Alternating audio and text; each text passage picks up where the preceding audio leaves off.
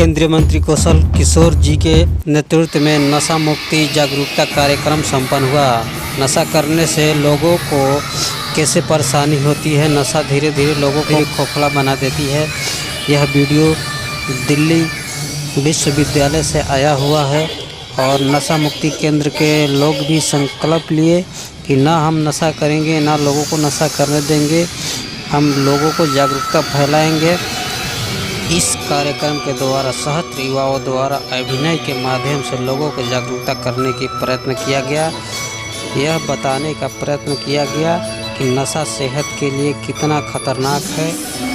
इससे जन धन एवं स्वास्थ्य सभी के लिए नशा खतरनाक साबित हो सकता है। हम पूरे देशवासियों से आग्रह करेंगे कि नशा न करें और नशा करने वाले को समझाने का प्रयत्न करें। हमारे न्यूज़ अपडेट करने से अगर 75% लोग भी नशा मुक्त हो जाते हैं, हम समझेंगे कि हमारा न्यूज़ अपडेट करना सफल हुआ।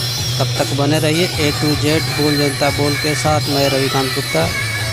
देश के हर कोने कोने में यह वीडियो पहुंच जाए ताकि नशा मुक्ति केंद्र को देखकर लोग समझ सके कि हमें नशा न करना चाहिए। धन्यवाद।